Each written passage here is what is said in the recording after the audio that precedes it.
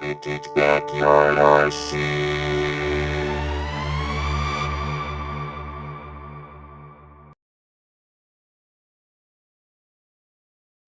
Hello and welcome to Vintage Backyard RC.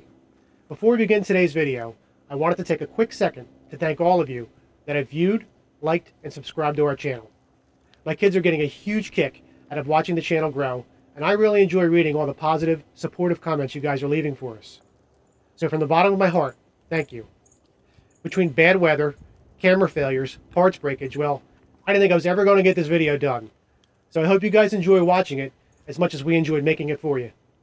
So without further ado, let's hit the hobby room and see what made these two cars so special. Released December of 1979, the Scorcher was an instant classic.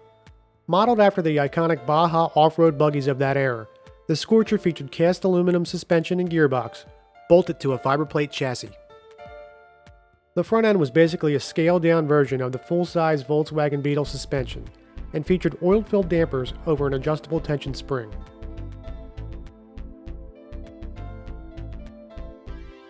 The rear aluminum double A-arm suspension also featured oil-filled dampers over a wire torsion bar suspension spring, with the rear axle swinging on two heavy-duty universal joints. Perhaps the coolest feature of the Scorcher, aside from its scale-like body, is its water-resistant radio box that featured 4 spring cam locks to allow quick and easy access to the radio gear. With its scale looks and its go-anywhere attitude, it's no wonder why the Scorcher is one of, if not the most beloved of all Tamiya kits. If you don't have one, you probably want one. The Super Champ was released December of 1982 and was designed as a lighter, racier version of the now infamous SRB platform. Once again, Tamiya added a detailed scale-like off-road body, ditched the heavy-duty radio box for a lightweight fiber upper deck, added their new Super Gripper pin-spike rear tires, redesigned the servo saver, and made several other improvements on the chassis. The front end was the same VW-inspired system found on the Scorcher, mounted on a familiar fiber lower deck.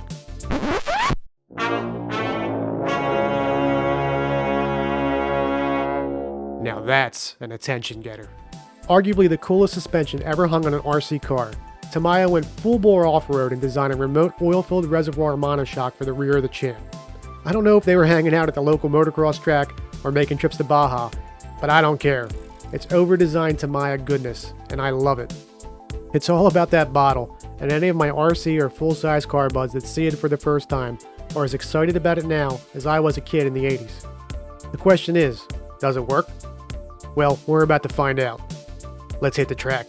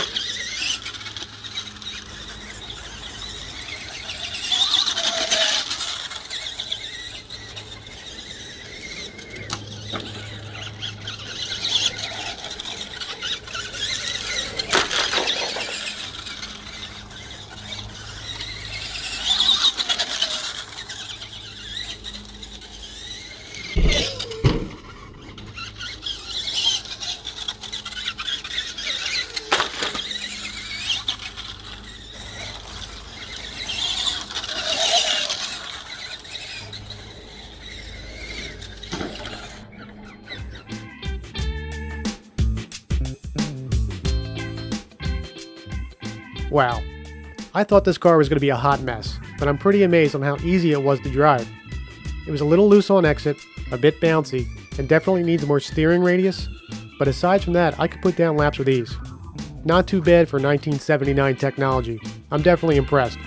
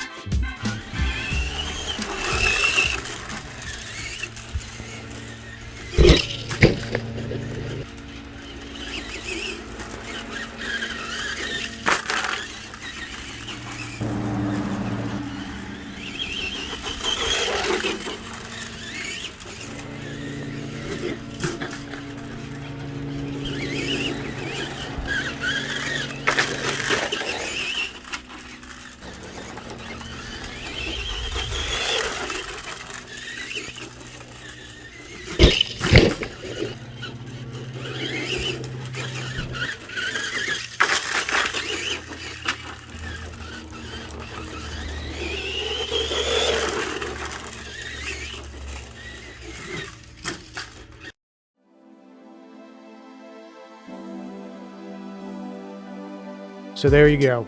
Did that over-designed Super Champ rear suspension dominate over the Scorcher's old-school torsion bar setup? Well, no it did not. I sort of knew going into this that converting the Champ's rear monoshock to a conventional dual coilover setup was a common mod people did back in the day, and now I know why. In fact, maybe that should be the next video. The heavy rear weight of the Champ and a small monoshock, regardless of oil viscosity, I tried a few different ones, was never a good idea as far as racing goes. So cool factor is definitely a 10 out of 10, but functionality maybe like a 5. Nevertheless, taking this Queen off my shelf and onto my track was something I thought I would never do, and I'm so glad that I did. I hope you guys enjoyed it.